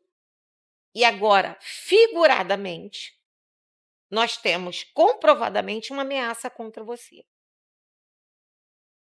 Entendeu? Então, essa ameaça não só, eu acho que a gente está usando esse meio de comunicação aqui, que eu quero que chegue ao Tribunal Federal, sabe? Para que venha proteger você, não só a sua casa, mas a sua família. Por quê? você sabe que para atingir a outra, eu até ouvi isso essa semana, uma pessoa quer te atingir, ela vai querer atingir o seu filho, para poder atingir você, para poder dar um alerta para você. Então eu acho que eu estou falando aqui, mas eu acho que, tem que ser entrado com isso não é uma coisa de meses não, pode ficar não é coisa para levar meses, sabe. O eu não acho, eu tenho certeza que isso deveria ser copiado lá dos Estados Unidos. Ameaçou, chama, corte e fica lá até dizer qual é a ameaça, o que acontecer com essa família. Todos esses aqui que fizeram a ameaça, que está aqui, se acontecer, a culpa vai cair contra você. Então, porque foi isso que foi ouvido lá na corte que o rapaz ouviu. Se caiu um fio de cabelo dessa moça, alguém bater nessa moça na rua, por exemplo, se a mulher arrumasse uma encrenca lá na rua com alguém, ia cair sobre o rapaz, porque o rapaz falou para ela abrir a porta, que não ia matar. "Ó, vou te matar, que eu tô aqui fora", não sei o quê. Expressão de brasileiro que ele não sabia que não poderia usar lá. Mas aqui também nós deveríamos ter essa educação, de não ameaçar ninguém. É a passividade, né? A gente, eu acho que o Cássio fala isso também porque É. quando a gente trabalha com a população mais vulnerável, para a gente também, como a gente também é visto, né? Porque a gente fala muito da solidariedade, o brasileiro ele fala muito isso. Mas ele, de verdade, eu vejo que muitas vezes a gente não quer ver o outro acender, a gente não quer ver o outro se ponderar, a gente não quer ver o outro com os direitos. Então é muito mais fácil a gente pegar aquele homem que está ali na rua, né, que muitas vezes está com uma tornozeleira, né? Quantos agora tá quase uma festa da gente ver, né? Mas inclusive ex-presidente com tornozeleira.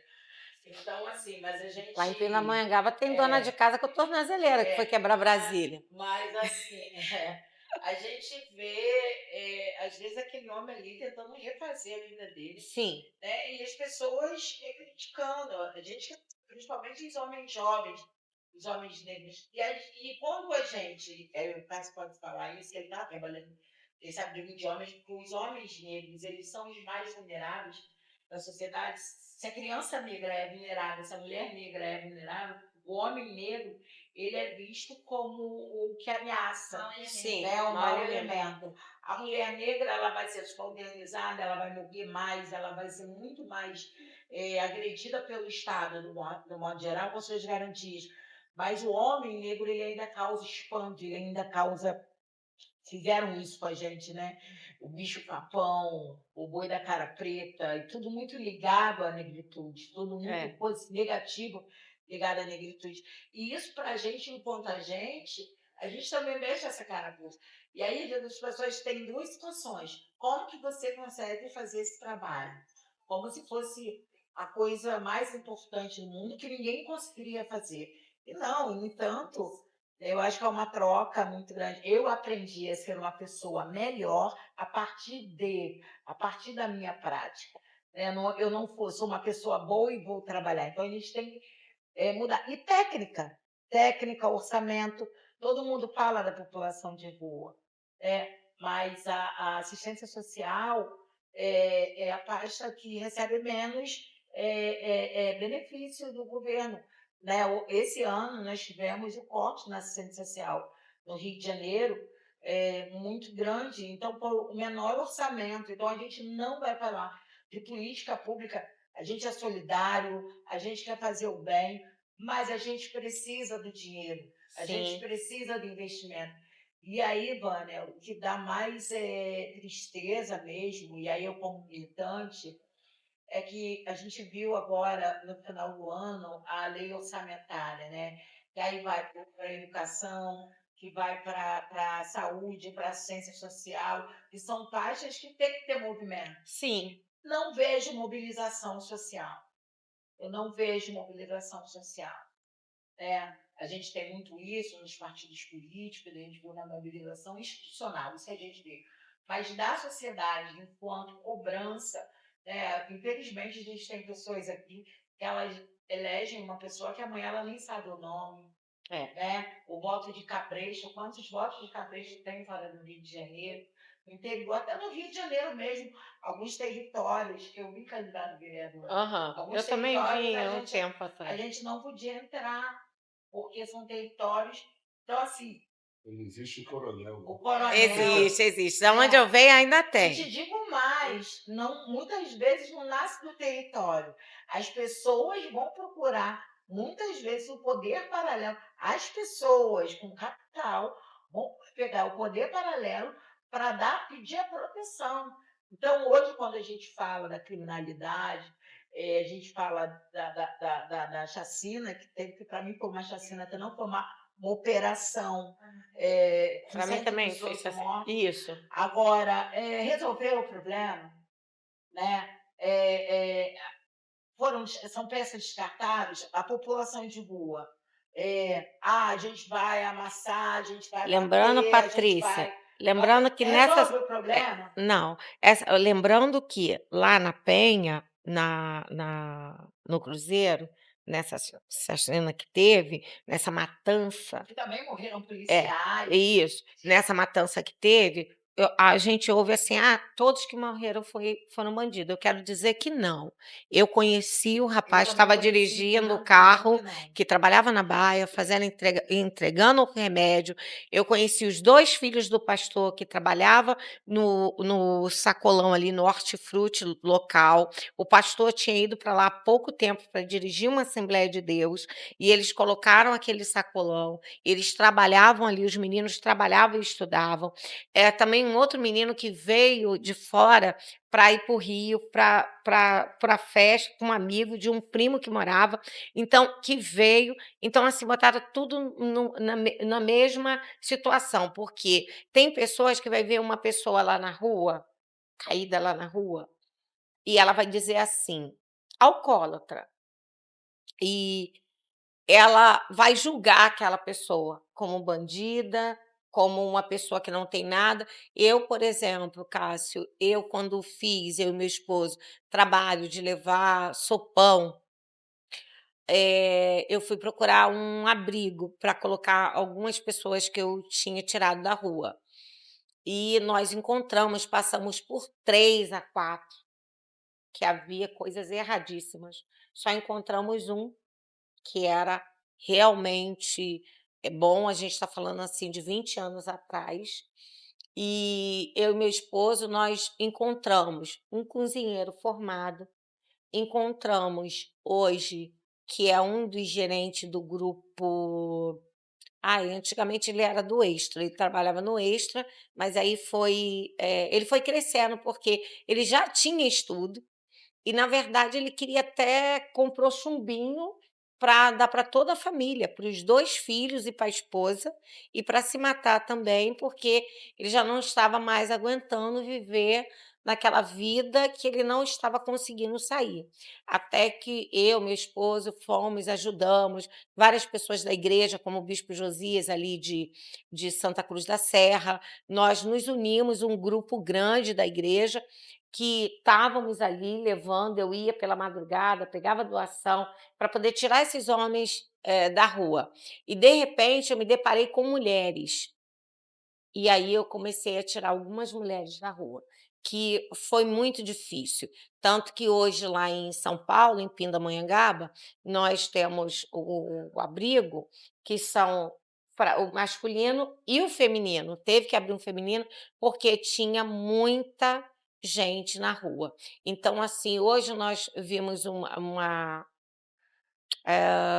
desemprego em massa, e também pessoas que moravam em determinada comunidade que foram expulsas, pessoas que vêm de outro estado para o estado do Rio de Janeiro para procurar emprego e acaba em situação de rua, porque o Rio de Janeiro é caro. Tem pessoas que acham que o Rio de Janeiro é barato. Rio de Janeiro não é barato. Você, para morar no centro do Rio, é muito difícil. Vidigal é lugar de luxo. Maré é lugar de luxo hoje. Você não compra, não aluga, né? E essas pessoas que moram na Baixada e que moram até no interior do Rio de Janeiro, é que faz a máquina do Rio de Janeiro funcionar, porque elas vêm de lá para trabalhar no centro do Rio. né? Então, assim, nós vamos ver pessoas que vêm de outros estados para o Rio de Janeiro em busca de realizar seus sonhos e acaba se perdendo. E muitos, você que trabalha com isso, com essas pessoas, com esse abrigo, trazendo, recuperando, qual o número de recuperação desses homens para voltar para. Não, eu digo voltar lá atrás, para buscar, porque eu digo que a pessoa se perde, mas ela pode se reencontrar. Eu uso esse termo espiritual. Ela pode se reencontrar, porque ela não acredita mais nela. Eu acho que é isso que faz a pessoa entrar em alcoolismo, porque todo mundo fala das drogas, porque usa maconha, usa pedra de crack, cheira cola de sapateiro, mas o álcool é uma droga, mas se compra em qualquer lugar, porque é liberado. Então, livre acesso para comprar. Então, nós vemos que várias pessoas que estão na rua, a maioria que eu recolhi, a maioria era alcoólatra. Por quê? Porque a pessoa não tinha o que comer, mas ela tinha cachaça para beber. Entendeu? O que comer ela não tinha.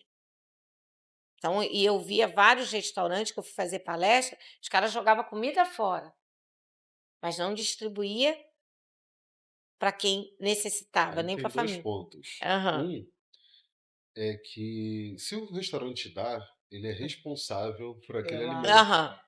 Se aquela pessoa passa mal, a responsabilidade É jurídica recai desse restaurante. sobre o restaurante. Com relação à pessoa não ter a comida, mas ter a cachaça, muitas pessoas em situação de rua usam a cachaça como alimento, Sim. porque Sim. ele sacia. A cola de sapateiro também. A cola. É. Mas as pessoas em situação de rua não são só Não. usuárias. Não. Às vezes, ruptura do laço familiar, Sim. desemprego, uma Falta distância de muito grande, moradia. ou moradia precária, ou uma distância muito grande da moradia. Sim. Eu vi situações onde a pessoa terminava de trabalhar do restaurante 3 horas da manhã, ia precisar estar meio-dia de volta, ela preferia ficar do que voltar para Nova Iguaçu. Sim. Eles ficavam muito É. no Souza Aguiar. Sim. Souza Aguiar era o lugar que eles dormiam. Aí botaram agora botaram, eram bancos retos, Aham. então eles dormiam ali. E aí eles agora mudaram, botaram aquelas cadeiras separadas que impede, né? A pessoa de Mas eles ficavam muito ali, são hospitais, emergências de hospitais. E vo- Eles ficaram um lugar mais seguro, né? Sim, Sim. acho mais seguro. Eu achava que deveria ter aqueles hotéis, lá em Portugal chama de passagem, que é assim, você tem um armário, você coloca sua bolsa, você toma banho, você tem um local para você dormir, né? É pequenininho, mas você tem ali e é um custo bem baixo. É uma coisa assim que não é tão cara. Aqui no É. Rio, no centro, Uhum. tem essas hospedarias. Aham, Isso é em torno de 35 a 60 reais. aham. Mas mesmo esse Fica valor, pesado. às vezes fica pesado para a pessoa. Aham. Vamos dizer que ela ganhe 50 reais o dia. Ela gasta 35 numa hospedaria, já foi o Já dinheiro. foi o dinheiro. É verdade.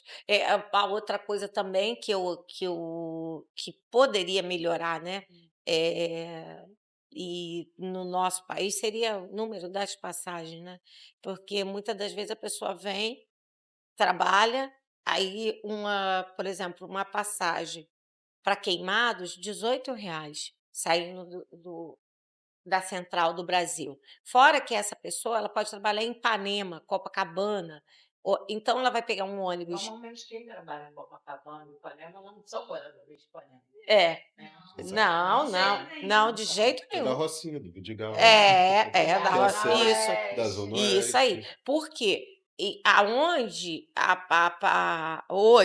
hoje, para você morar numa rocinha Eu tive uma pessoa que ia na minha casa e fazia os serviços, passava roupa para mim, ela morava na Rocinha. E aí, quando ela falou para mim o preço do aluguel na Rocinha, eu fiquei assim, né? Porque é caro para morar na Rocinha, é caro. E além de ser caro, tem assim, será que eu vou poder sair amanhã? Como muitos que saem de Campo Grande para morar na Maré, como muitos que saem para morar mais Está próximo. fechando a especulação imobiliária, E né? sim, Hoje a gente devia ter no Brasil, no Rio de Janeiro principalmente, uma venda da cidade. sim. E a gente deveria, as casas populares, normalmente a gente olha pensar em Sepitiba, Santa Aham. Cruz, a Zona Oeste, Campo Grande, tem muita Minha Casa Minha Vida, Hum. mas tem pouco investimento para casas populares, né? Que aí você tem a Zona Sul, que é o grande boom, não tem como mais, alguns prédios que estão criando agora, mas para isso você viu agora, Bennett, que teve um desflorestamento, né, a questão ambientalista, porque não tem mais espaço ali, mas o que a gente tem também hoje é especulação. Nós, no ano de 2013, nós tivemos, no início da década de 2010, por aí, nós tivemos três grandes eventos. Nós tivemos a Olimpíada, a Copa, a vinda do Papa, a Jornada da Juventude Sim. Mundial. A Copa é Nós difícil, viu, tivemos as Patrícia? Olimpíadas A Copa é da... difícil. Você tocou na Copa, dói PAN, até em mim. Nós o tivemos PAN, a PAN, nós tivemos as Olimpíadas Militares, tudo Sim. isso no mesmo período. O que acontece? Nesse período, nós tivemos um aumento significativo da corrupção, aí teve aquele montão, nós tivemos Viga, da Perimetral, que perimetral. sumiu até hoje, o elefante Nossa, branco, que foi parar ma- aquilo ali. usaram aquele negócio do meu malvado favorito, diminuíram de É. tamanho para poder levar. Então, nós tivemos nesse período, mas o que nós tivemos também? Um aumento muito grande do espaço urbano, um aumento significativo dos aluguéis, né? E não voltou mais, o que deveria, porque o Brasil é assim, né? A gasolina está R$ 2, aí você aumenta ela para até 15 e depois você reduz para 10, mas era 2. É. E foi mais ou menos isso. Isso Todo aí que mundo fica aconteceu. feliz. E a gente fica feliz, porque estava 15, foi para 10, mas antes era 2. E aí a mesma coisa aconteceu. Hoje, um dos grandes problemas que a gente vai ter na nova geração é a casa própria. Sim. Hoje a casa própria é o grande desafio, porque mesmo nas comunidades, mesmo nas favelas, a gente tinha as nossas residências, então muita gente tinha suas residências. Hoje, as favelas que você está falando, principalmente da Zona Sul, a laje ela passou a ser vendida, quer dizer, ela hoje você tem. E a instabilidade daquelas moradias, daí você vê prédios caindo, né, desmoronando por falta de estruturação. E isso é onde que essas pessoas vão parar. Muitas vezes essas pessoas vão parar na rua. Sim. Mas isso tudo é reflexo de uma má política econômica. Exatamente. Porque o nosso Estado, o Estado que eu digo, o Estado brasileiro, né? Sim. A nível federal, Sim.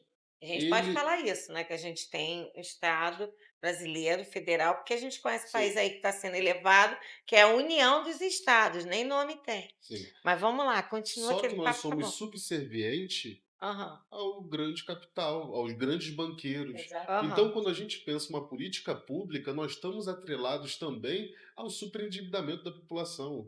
E aí a gente pensa, não, tem um programa habitacional. Mas esse programa habitacional, é com juros menores. Mas tem juros, Muito. né? Você vai fazer... Agora tem a implementação nova do Move Brasil. Tudo Aham. atrelado ao banco. Então, você não tem fomento, por exemplo, para compra de carro usado, que giraria a economia interna entre as pessoas. Não, você atrela a grandes grupos econômicos. E isso faz com que tenha uma precarização da própria sociedade. O empobrecimento social também é feito por essa rolagem de dívida que acontece de várias pessoas que forma uma bola de neve Sim, social. sim, sim. Acho que a gente trouxe muitos pontos aqui. extremamente essenciais para serem discutidos, mas eu acho que seria interessante também, doutor Cássio, que o senhor explicasse um pouco sobre o albergue onde o senhor é também diretor. Eh, qual é a faixa das pessoas? O senhor disse até 59 anos, né, mas maiores de 18 anos são recebidos dentro do albergue. Como funciona, esse sistema que o senhor gerencia? A gente gostaria de saber e também entender, justamente esses pontos, que a gente está levantando aqui. Qual é o perfil dessas pessoas que estão em situação de rua, né? O que você mais visualiza? Como são essas histórias dessas pessoas? Eu acho que isso também é importante, porque, quando a gente pensa em pessoas em situação de rua, a gente está pensando não só em pessoas em vulnerabilidade social, como também pessoas invisibilizadas diariamente pela própria sociedade e pelo Estado. São seres invisíveis, são pessoas que as outras, passam por cima, desviam, elas não recebem um boa tarde. Muitas vezes eu já, fiz alguns trabalhos de rua, comunitários, e como, essas pessoas ficavam felizes, mulheres, homens, de você simplesmente reconhecê-los pelo nome, né, que você porque quando você faz trabalho de rua, você reencontra ali as pessoas. E aí, por você associar o nome da pessoa à pessoa, o cara já fica extremamente gratificado, porque ele não tem isso. Quem chama essa pessoa pelo próprio nome? Quem quer saber o nome dessa pessoa? Porque a gente vê um discurso de que todo mundo que está na rua é vagabundo, é porque não quer tentar outra vida, porque quer ficar naquela situação. Então, eu acho que seria interessante também a gente levar a pauta para esse lado, né. Quem são essas pessoas? Qual é especificamente o seu trabalho? Porque a gente também tá trazendo aqui informação para pessoas que a gente sabe do que a gente está falando aqui, né, mas tem muita gente que não tem acesso a essas informações, então a gente sempre busca, né, Vânia, aqui no programa, trazer da forma mais clara possível para o público. Então Assim, o mais claro possível, porque nós temos pessoas em Jacareí, interiores, pessoas que não têm, assim, que têm pouco conhecimento dos direitos delas próprias e das outras pessoas. E a gente está com uma audiência aqui grandiosa de um povo assim, sabe, pindamonhangaba em peso aqui mandando mensagem para mim. Então é bom, e o Rio de Janeiro também, o pessoal ali de Olaria, todo mandando mensagem, que está muito bom o papo e eles querem realmente esse esclarecimento de como essas pessoas ficam, doutor. Como é que elas saem dessa situação, desse abrigo? Onde elas chegam? Onde a gente consegue levar elas? sim, e para que serve? E qual é o seu trabalho? E qual é a importância, por exemplo Elas não são uma página em branco. não, elas exatamente, elas têm uma história muito anterior à rua e também que, cresce e ganha novas ramificações a partir da vivência na rua. Então, é importante a gente, entender, né, o nosso público entender melhor, esses pontos. Então, eu acho que para começar, a gente tem que fazer demarcar. Grande parte da população em situação de rua, mais de 90%, eu posso afirmar, negros. Negros, pobres, periféricos. E uma parcela dessa população não teve acesso ao estudo, não tem o ensino médio ou o ensino fundamental completo, então tem uma precarização também de educação nesse sentido. E aí, eu vou até parafrasear para Aham. uma pessoa que fala disso brilhantemente, Darcy Ribeiro. Se não construirmos escola, daqui a 40 anos faltará vaga em presídio. E é o que a gente tem hoje como realidade. Por não ter investido a contento na educação, ter precarizado o ensino, a nossa sociedade hoje se vê doente desse tipo básico de acesso à informação, que é o estudo. E é um Sim, dos direitos mais básicos que a pessoa deveria ter, igual sim. à saúde. Você tocou num ponto muito, muito justo, porque hoje nós vemos um alto crescimento das escolas particulares. Assim, no meu ponto de vista, teria que ter muito mais escolas municipais, estaduais ou até federais, como Pedro II, e que desse acesso a essas pessoas, porque muitas das vezes a gente encontra aí no Pedro, eu vou falar do Pedro II. A gente encontra no Pedro II moradores de Ipanema, Copacabana, filhos de determinadas pessoas que têm condições de pagar uma escola. Não estou dizendo que eles não têm o direito de estudar lá. Eles têm o direito de estudar como devem estudar. Mas, assim, eh, essa escola, ela foi feita para os menos favorecidos.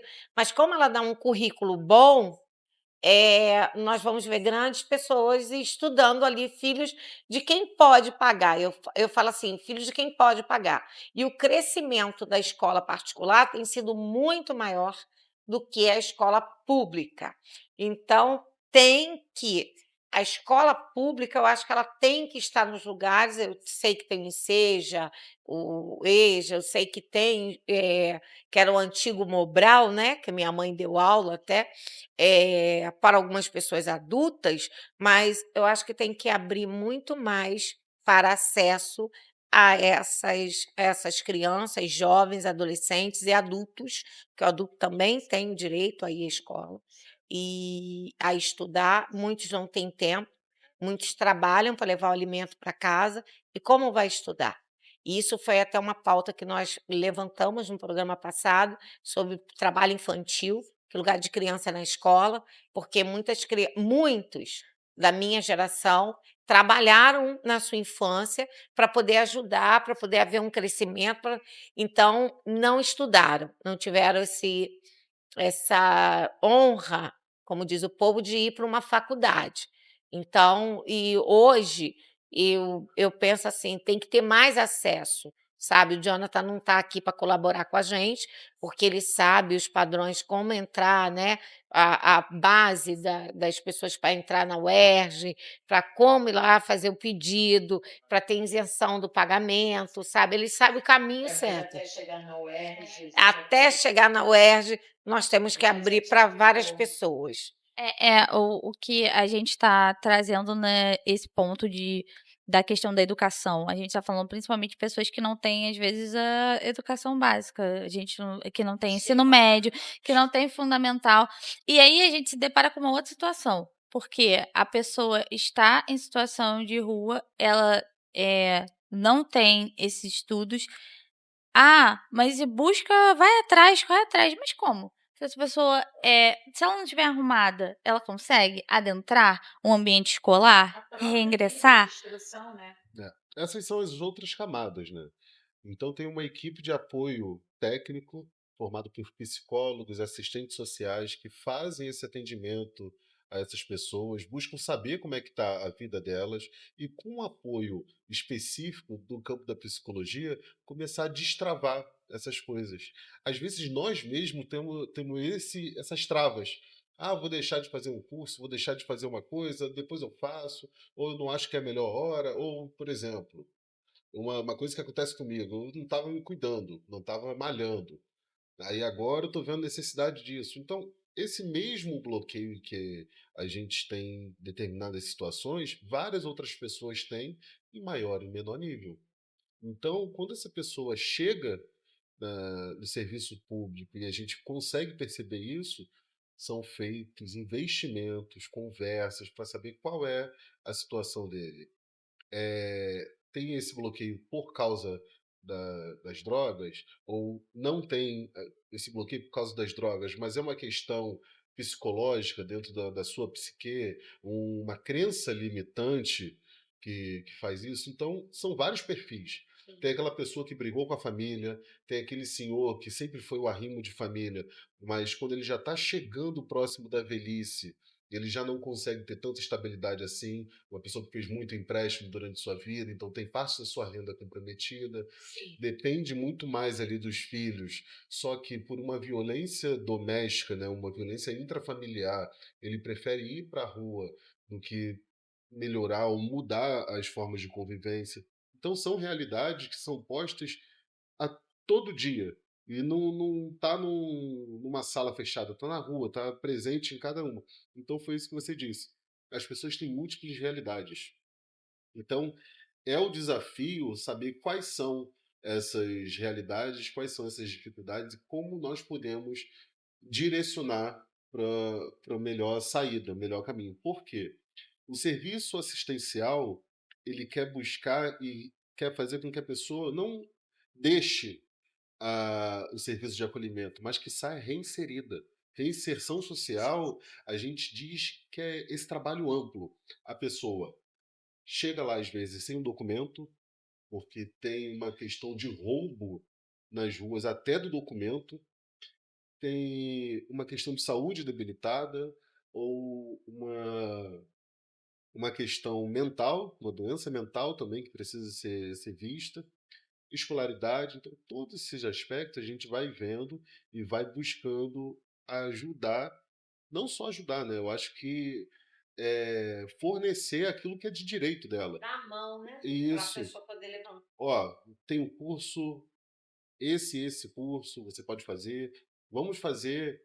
Não, a gente costuma dizer na assistência social, não é baixa escolaridade. Não, a gente vai buscar acelerar essa escolaridade, porque escolaridade a pessoa tem. Sim. Salvo aquela pessoa que é não só analfabeto, mas não consegue falar, um analfabetismo muito, muito grande, que aqui nos grandes centros é diminuto, mas também existe, acaba que as outras pessoas conseguem ver esse limiar. Então, eu acho que é mais ou menos isso. Hoje, os serviços de acolhimento fornecem muitas saídas nesse sentido, tem parcerias com cursos profissionalizantes, conseguem inserir no mercado de trabalho, mas também é difícil, porque assim como aquele jovem que está na comunidade e vai para uma entrevista de emprego, quando olha o CEP, fala, não, esse daqui não presta para minha vaga, as pessoas que estão numa unidade de acolhimento também sofrem.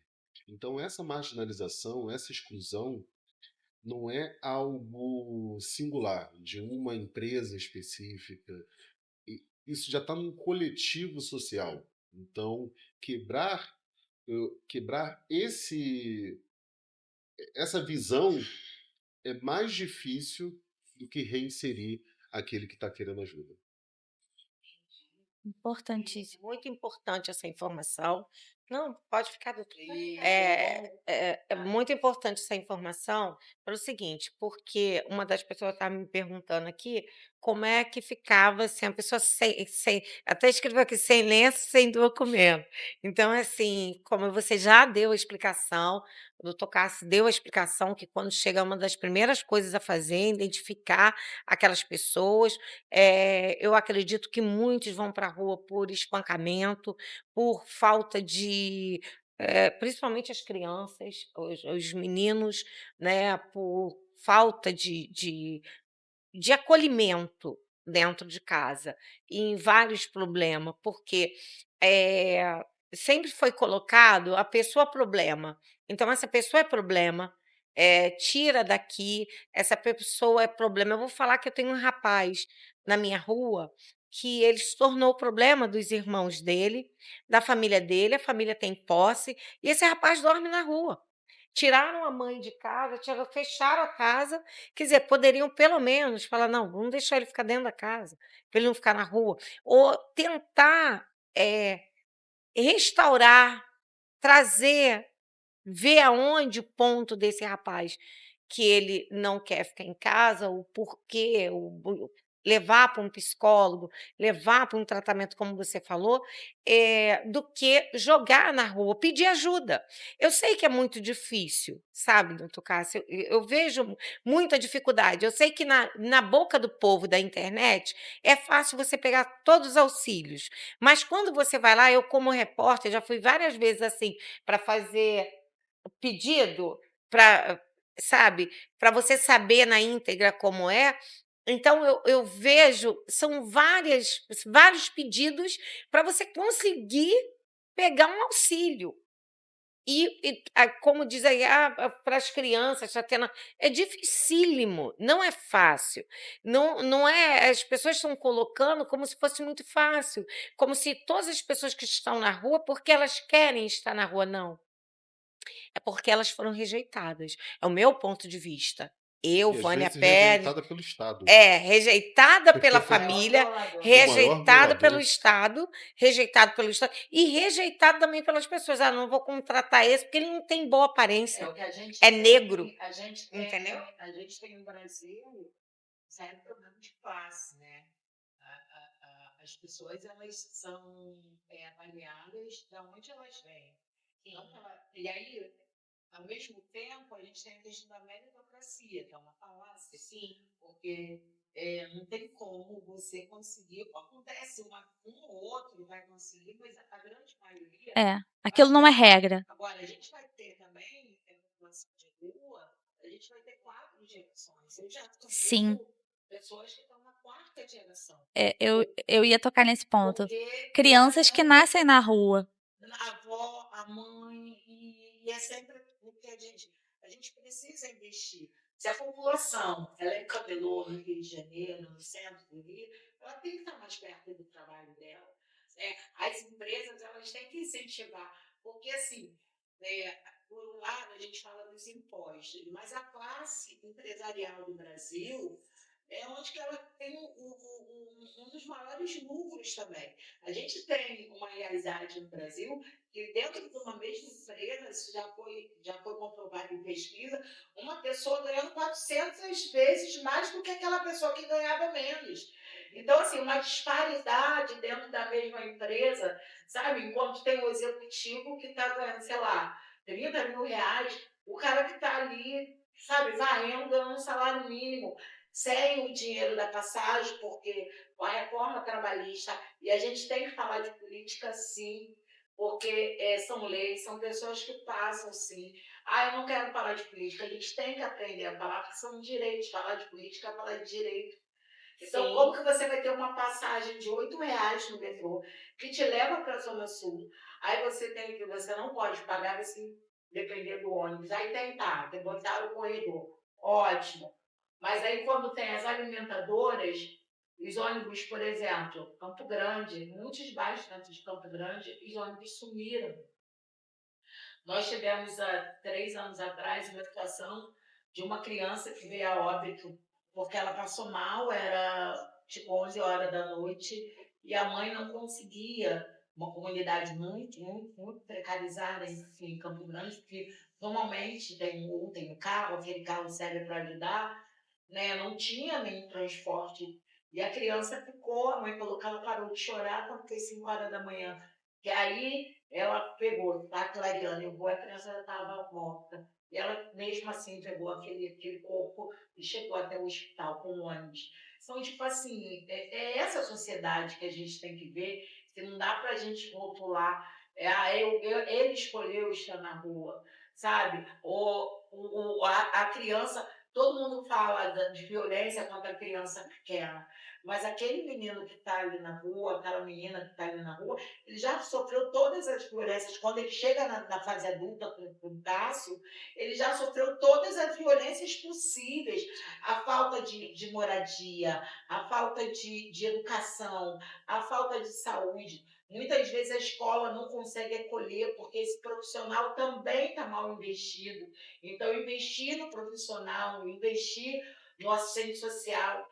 Hoje a gente está com um problema sério de sucateamento. Por exemplo, no Rio de Janeiro, nós estamos há quantos anos sem concurso público para assistência social? A assistência social, ela Mais de 20 anos. mais de 20 anos. O Os assistentes sociais concursados já estão aposentando, já estão próximos de aposentar. Eu falo isso porque eu conheço vários assistentes sociais.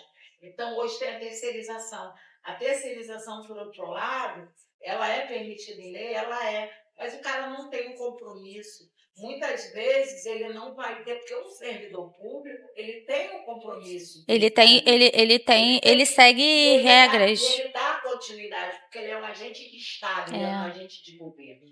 Esses terceirizados, muitas vezes, então, se eu sou hoje a posição, eu vou ter o que está acontecendo no Rio de Janeiro com as exonerações aí, com o nosso governador, Interino, que é. entrou e está exonerando todo mundo e está abrindo então digital o chamamento público.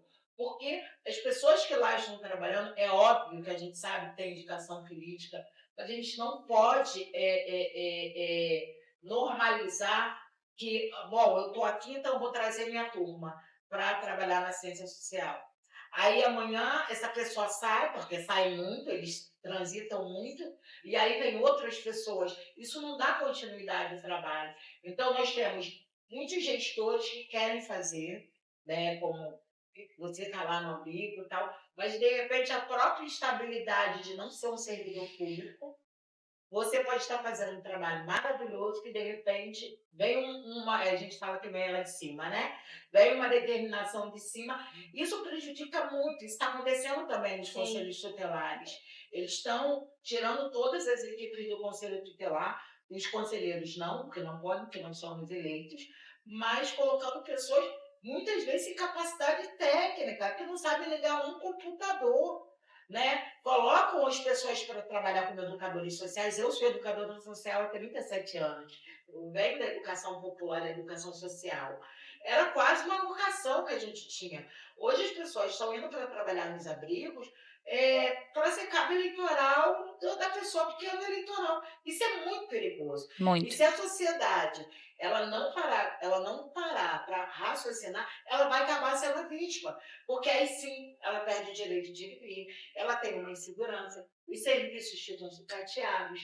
Então, a sociedade, ela tem o poder de cobrar, mas ela parece que a gente está adoecendo, né? Porque uma pessoa que apoia um determinado grupo, que fala que vai amarrar um adolescente no poste, remetendo à escravidão, pior período do Brasil, né? Principalmente para nós negros, e as pessoas acham que tem que fazer, as pessoas que vêm, as pessoas em situação de rua, que chega para fazer o acolhimento, e aí chega o assistente social, a Conlurb, a polícia, e tu não sabe CEOP. o CEOP, aí você fica assim, aí o cara chega lá, a única coisa que o cara tem é aquele cobertor, muitas vezes medicamento, porque a gente que trabalha com essa população, a gente sabe, e aí simplesmente jogam tudo na caçamba de lixo e a dignidade, então... Ou que para muitos, desculpa te cortar, que para muitos é lixo, para Pra aquela ele pessoa É o que ele é tem. o que ele tem, é o tesouro que ele tem para ele vender, para ele comercializar. E Agora começaram com acontece os isso. animais. A gente vê que agora tem um grupo que está pegando animais de população de rua. Caramba, essa pessoa está invisibilizada muitas vezes pela família, está invisibilizada pelo trabalho, porque a gente não dá conta, Cássio. Quantas vagas precisariam para a gente atender essas pessoas? Sim, né? Hoje a gente tem 30 mil. 30 mil vagas. Hoje, quantas vagas nós não temos? 800, eu acho. Não temos 800. Então, a gente tem um déficit É um déficit alto. altíssimo. E aí a população acha que se reunir em grupos e ir para a rua para meter porrada, desculpa, que é assim que eles falam, amassada, massagem, né? Acham que vão resolver. Não vão resolver. O que aconteceu na Zona Sul foi emblemático. A população de Guia estava em Ipanema.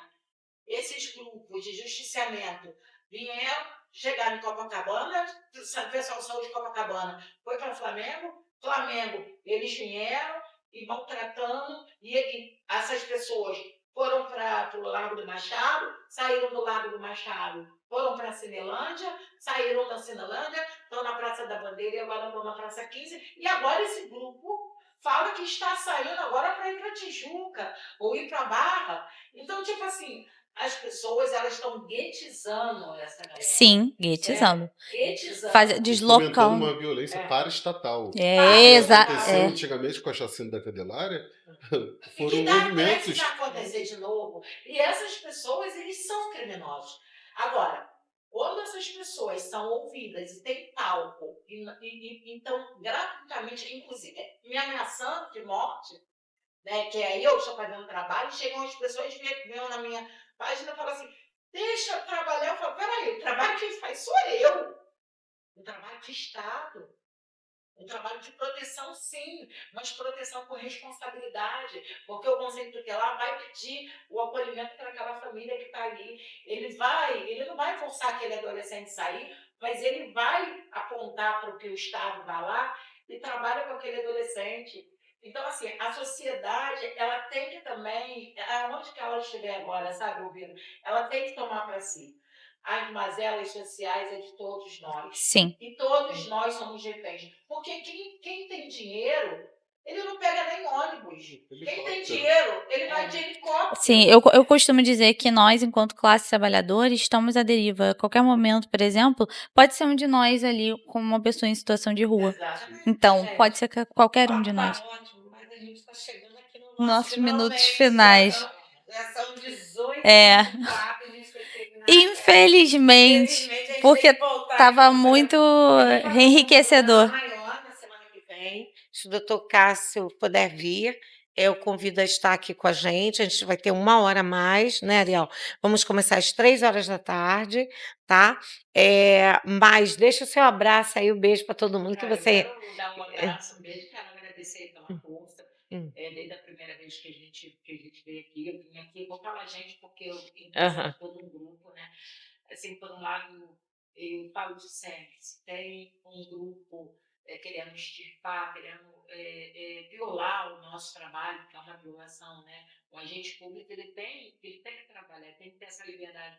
Por outro lado, eu vejo a gente também abrindo um canal de diálogo e apontando. A gente vem aí num período eleitoral, as coisas vão ficar difíceis, quem está na rua está sofrendo uma repressão muito grande, a gente que está trabalhando, a gente vem sofrendo uma repressão muito grande, mas assim, eu peço muito que as pessoas tenham consciência desse período que está se aproximando e que cobrem das pessoas, mas cobrem de quem tiver que cobrar. A gente não pode cobrar a mulher que foi violentada porque estava vestindo determinada roupa. A gente tem que cuidar, de fato, da nossa cidade e cuidar. A gente está agora na Copa, né? Então eu estou vendo todo mundo de verde e amarelo. Eu adoro isso, porque é uma questão que a gente vê todo mundo como nação. Se o brasileiro se comportasse assim, 24 horas, 365 vezes no ano, seria maravilhoso. Seria ótimo, né? De 4 anos que tem Copa. E, doutor Cássio, e o seu abraço, a sua palavra, deixa aí para os nossos ouvintes, fala que eles estão te assistindo, te vendo, o mundo está assistindo, mostra a aliança de compromisso, que tem um povo aqui falando, ele é bonitão esse advogado.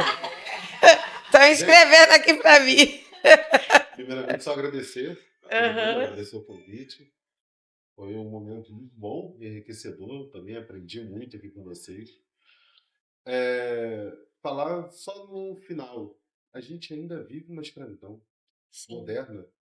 Quando a gente debate a falta de acessibilidade, a falta de acesso ao direito básico de ir e vir, a gente está dizendo sobre uma escravidão moderna. Quando aquela pessoa que ganha um salário mínimo vai ter que comprometer mais de 70% da sua renda com alimentação e transporte, a gente está falando de uma escravidão moderna. Sim. Então, se ver, como você disse, se ver como classe trabalhadora.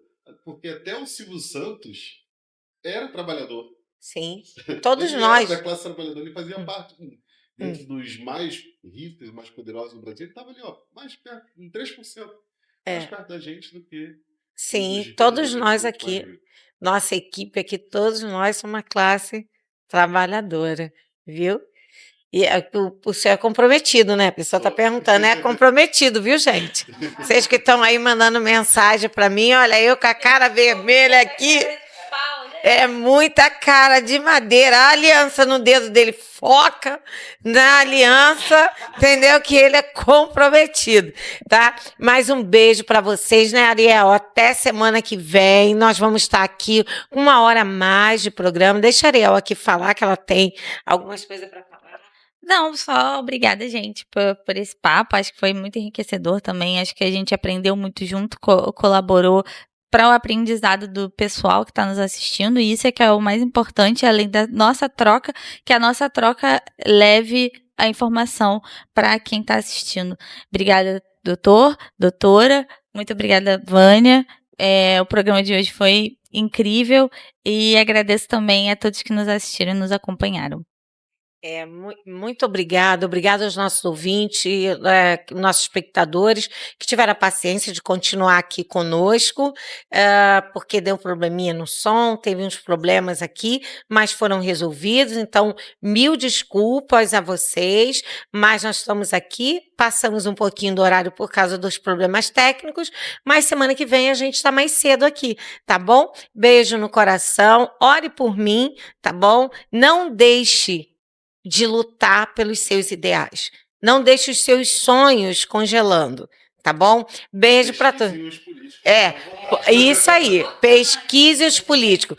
Lembrando, eu quero mandar um abraço para a Zezé Mota, para todas as mulheres negras do nosso país, principalmente as atrizes que passaram por muitos problemas, por toda a população negra do nosso país, tá? Beijo no coração de todos e até terça-feira que vem, com muito respeito.